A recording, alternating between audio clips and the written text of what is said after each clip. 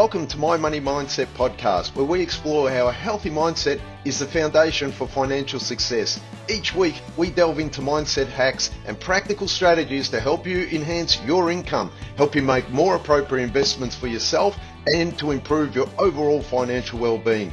Join us on this journey to transform your financial future by transforming your mindset. Please note that the information provided on this podcast is for general information purposes only and does not constitute as personal, financial or health advice. It has been prepared without considering your individual objectives, financial situation or life needs. Before making any financial or health decisions, you should consult with a qualified professional or financial advisor to ensure the information aligns with your specific circumstances. So let's begin and enjoy this journey as each episode teaches us on how to improve our overall mindset that overall improves our financial success.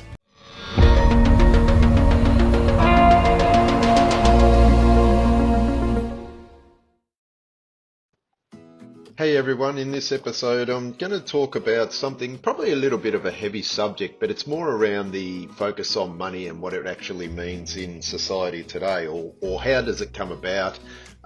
What is the reason that money makes society move and why it is so reliant upon people rather than people being so reliant on it, where we have a society today that sort of says, well, we need money and we need it badly and things are going up in price, inflation, everything like that. So let's start off by trying to understand what is money and how did it all come about and what it's all about in regards to how it's our relationship with money and people. By simply understanding money, I think it's important to understand the way it works, only to understand that in hindsight, it isn't as important as what we always regard it in our mind to be. In modern society these days, we find that a lot of people are worshipping money or the concept of obtaining more and more of it and jeopardizing their social adherence or relationships and friendships and everything in the chase of money, which inadvertently means that people change in order to obtain more and more money, or a false sense of security to think that they're better off with money than people. So it sort of helps with us understanding this, even though it's so trivial and it sort of doesn't go hand in hand with investments. It eventually correlates to what the hell money is and how we can somehow filter it in our mind and perceive money as a tool just like anything else in life, but it's not necessarily as important as most things that are so close to us, which I'm also going to explain. So just to move on, money is sort of pretty much just a currency to help us trade, as in I want to buy a cup of coffee or a glass of water or whatever it may be, and I basically turn up with $1 and I pass over the $4 for a coffee, or even though these days with inflation it's up to $6, $7 in some places.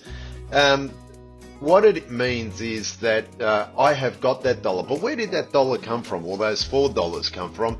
And we all know what that is, so I'm not going to bore you to tears with that. But the concept of obtaining those $4 to buy that coffee, well, it all sort of goes hand in hand with society. So what we must emphasize here is without society, money is inert. It doesn't exist. If anything, it doesn't move, right? So first point of view here is to understand that society and the health of society is more important than money. Because without society, money doesn't work. And most people turn up and say, yeah, Mark, but it's the other way around as well. Without money, society wouldn't work. Well, in hindsight, yes, but realistically, the origins of money or currency did also not begin with just coins and currency.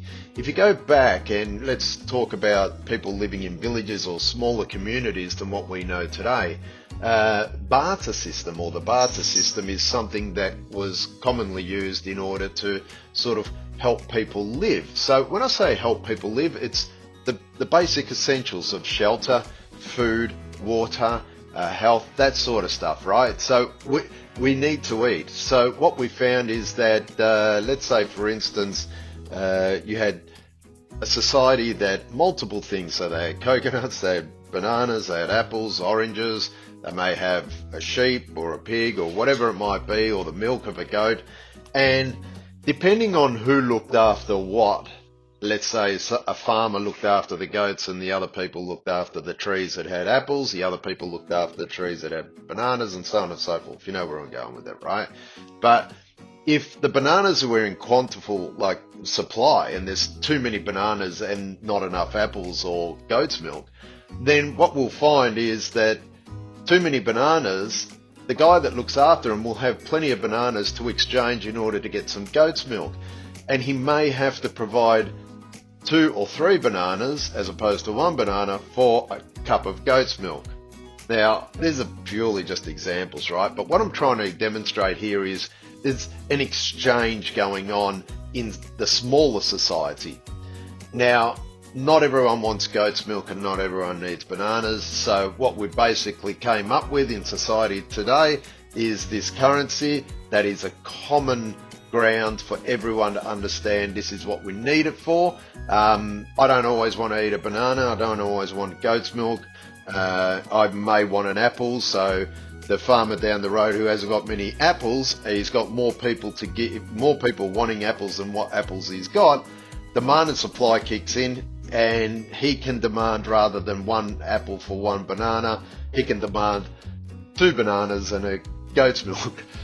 You get the demand and supply thing, right? So money was there just to make a sort of equilibrium to say, right, okay, in the way the economy works, the guys that are looking after the farms, the guys that are looking after the cattle, the guys that are looking after this, manufacturing, that it all comes to the common central point of money, as in a dollar, right? In Australia, I'm talking, or anywhere else, they've got their own currency, but let's call it a dollar for today's episode, right? So you got the dollar, and the dollar is going to enable you to be able to buy things, right? So the bananas, the goat's milk, the this, the that. It's going to help us employ people.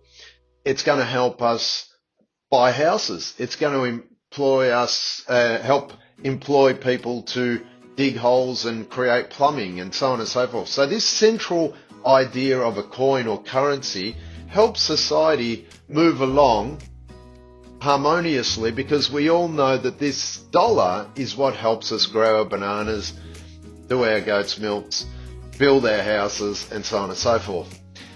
And it also helps the government, or the people that somewhat help build the roads, so the taxes, build the hospitals, not the private stuff, just the basic public stuff like your hospitals, medical systems, all sorts of things. And they need money to be able to do this. And the way they get their money is through the taxes. So your local governments, your local councils, then you've got your state governments, and then your federal governments.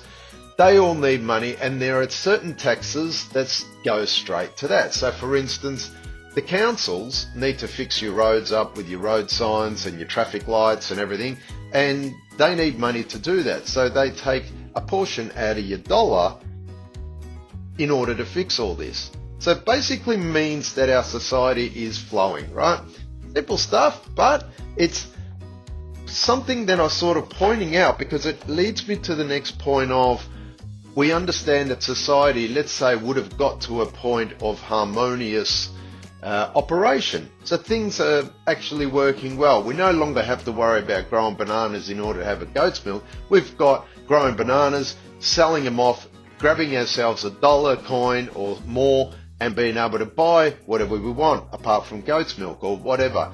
And the more that society grows, the more, fundamentally, the more stuff you can buy, because there's more people being able to produce and do what they do in society in order to provide other people. So a builder may want the goat's milk, you may want the bananas, and you've got a dollar to be able to do that. And in order to go buy the goat's milk, you've got to drive on the roads for the government to have better roads and symbols, and they've taken a portion of your dollar and so on and so forth. So that all, society is working harmoniously. Now, unfortunately, it tips the scales where sometimes life becomes, or inflation starts to drive the cost of goods up and your money isn't as powerful.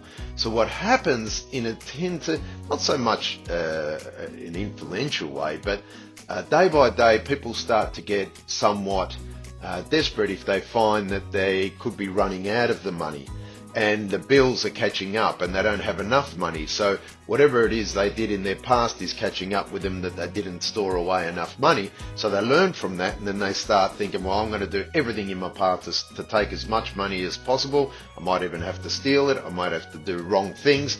And all of a sudden it becomes a bit of an obsession in order for their existence. So they use other people or steal or do anything untoward on other people in order to get that money and create survival. Some people on a less degree are still very hungry for the dollar simply because they might be scared of existence. They'll fear that they run out or they don't have enough for super and so on and so forth. So it becomes a bit of an obsession, right? It doesn't mean they disrespect other people. It just means that their obsession with money or their consideration for money is somewhat a little bit higher in regards to money than it is for the person next to them. So what I really wanted to emphasize in today's episode is simply not to get down and dirty and political about anything like that, but it's more to understand the fact that people that are often scared of, running out of certain things, as in food. When I say running out of money, it actually equates to running out of food, shelter, the primal things, right? So if they ever get enough money and they don't really count how much money they need to survive and think, oh, I'm happy with that. Some people don't do that, and they think that an abundance of money, like anything, will create harmonious life for them in the future and save them from being without anything in the future, as in food, water, etc., and comfort and all that type, right? So their obsession becomes too obsessive. So when society, what people have to do is understand that when society is at an equilibrium and things are running really well, so the vast majority of people are doing the right thing for themselves and to others, there's a beautiful harmonious energy that's in a group. So for instance, when you go to a sports club and everyone has a common interest and common goal of scoring enough goals, everyone gets along really well. To disrupt that, you only need to wear a different jersey from another team, and all of a sudden you may find the team has a different jersey and it goes, what the hell's going on here? It's a bit of a disruption. And the same thing goes when there's one person that's too obsessed over money around people that are quite content to share their stuff. It creates a disruption. It ruins the team effort. So what I'm saying here is not always to say, well, they're wearing a different jersey, they're not a part of our team. It's a time to educate and say, hey, do you want to join our team? And if not, we're happy to play a friendly game of whatever it is. And then whoever scores the highest goals, God bless, and we all go home and we're happy. And the same thing is in society. Unfortunately, when it only takes one person to disrupt a common social adherence of tranquility or harmonic sort of behavior and cultivating of money and jobs and purpose in life and all that, then it disrupts everyone. So money, in a way, is a purpose. Yeah, so it creates purpose. And if you look down the train of why we're actually obtaining that money, sometimes people with too much money or wanting to cultivate too much money, it creates them a purpose in life.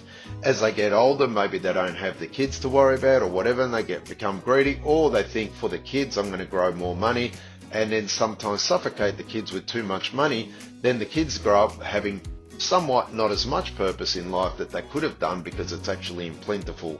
So we all get that and understand that. So knowing that money is somewhat pursued by most people through their jobs and careers and investments and stuff like that, it becomes tranquil. It's harmonious. People get up, they go to work, they do what they do, they exchange, they come home, they feed the families, they sit around, enjoy the family, and do it all again. Rinse and repeat, right? So it sort of creates this harmonic society that we're living in, and that's sort of in a team sense, helps society move forward.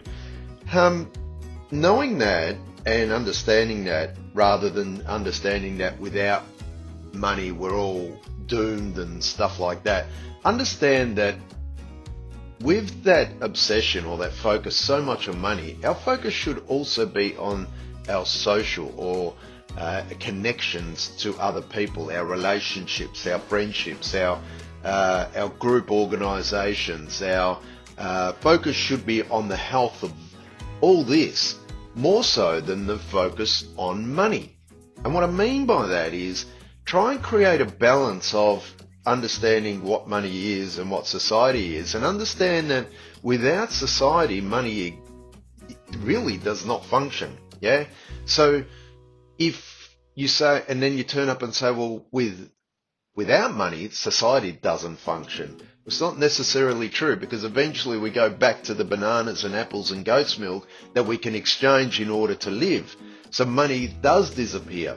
Money made it easier, and it was a tool of trade, just like a car when we were on horses. And I think it was Henry Ford that said that if he had asked the people what they wanted, they would have said a faster horse, and he invented the motor vehicle type of thing, right?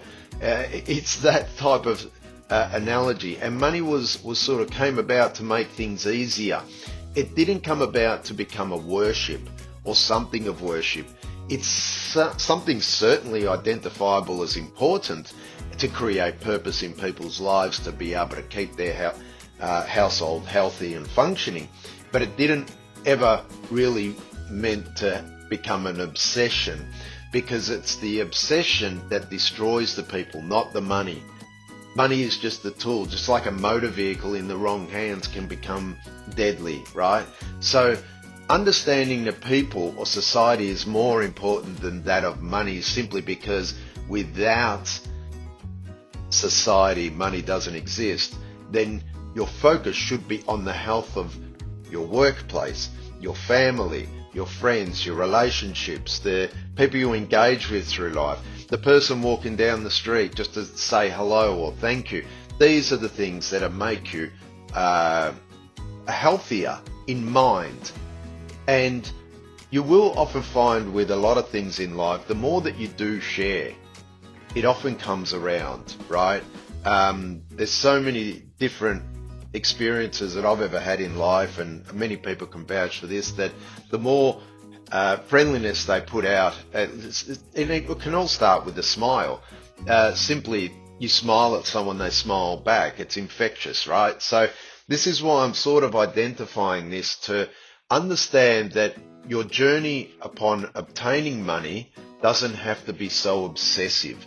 Your journey upon obtaining more quality relationships and friendships, making sure that your connection, your family, your friends, everyone is content. And it doesn't mean you've got to be really close friends, but your connections actually flow without disruption, or there's happiness, there's contentment. I'm not saying you always have to smile or whatever, but contentment is quite often the beautiful place of a harmonious life, in order to move forward and understand that people, or your connections to animals, the trees, the nature and everything, is so important to our lives and our existence of happiness. The difference between a great life and a not so great life, or a terrible life, is that to understand that the beautiful things, such as our connections to animals, nature, other people, are so much more important, right? And why I'm saying investors, and I'll conclude this episode with investors, simply because I believe that investors are people that eventually get to a point in their life where they acquire enough of these little coins and are able to share them around, share the knowledge that they have in order to obtain these little coins in plentiful, and be able to provide it to people to be able to share onto their social circles as well. And it's just a multiplying effect of contentment and happiness, of knowledge and opportunity of life for these people to grow and cultivate happiness, just like the investor did. Now, An investor to me is probably the definition of someone that has worked quite hard or has done very well with their money, as in these dollar coins, and saved enough in order to make the investment feed back and make them happy in life to be able to live without too much stress of worrying how many hours of work they're doing and so on and so forth. So you get all that. But the investor always understands that their cup is full. And what I mean by that is that it's just like when you overeat, you feel terrible. When you're hungry, all you can think about is eating. And then you get to a point and you think, no, I'm full. But if you continue to eat, you really cause your body a disruption. And the same is for money. It somewhat changes personality, and it's not something evident that you see or can touch or feel, but it does change people in sometimes the wrong way. And this is why I say a healthy investor, you'll often find, will always donate stuff, will always be around and want to be wanting to help people, wanting to share information. Doesn't mean they've got to give money away. That means they can give the gift of life away, as in to share their life, to share their happiness, their contentment, their knowledge, their experiences. They can share it to the world, whatever it may be, but they're in plentiful of money and security within their life, and they have the time, which is also a blessing, more so than anything, just like our life is a blessing, and they have a blessing of time to be able to share that money. So what I've actually done is shared in this episode the hierarchy of importance of money. Those of you that thought it was around the 1 or 2 importance can actually see that number 1 is your health. That's important. That's priority number 1. Your health is everything. Then you've got priority number 2, and that's security, right? Without security and protecting yourself from who knows what, lions, tigers and bears and starvation and stuff, you need to be able to shelter, you need food, etc. So that's number 2. Number 3 is obviously a social adherence of happiness and contentment. Any of you that have ever thought to try and live on your own without any social adherence or connection may find that it quite can be a lonely place. I do believe that us as humans are social beings, and our social connections make us happy, right? Just like I'm doing this podcast, it makes me happy. And then you have things like food, water, that are just as important. And then all of eventually down the scale, you've got money. And it's because money was man-made. Everything else above it was natural. And those that have come naturally in life are often the best. So it's cliche when you hear all the time that the best things in life are free. This is why. It's because of the motivation, or the hierarchy of motivation in all us that strive for security, health, protection, food, simplicity, water, that, and then you've got money. It's just that money was a tool. So I hope this helps. Look, it correlates to investment, as I said before, you use money to be able to share once you become a really good investor or a plentiful investor. It's something that, whilst getting on your path or journey to becoming a more successful investor or more successful business person or family person, that if you implement these somewhat knowledge-based ideas of thinking and believing that we are social beings, and the healthier that your social connections are, the healthier you'll be, then healthier your money will be.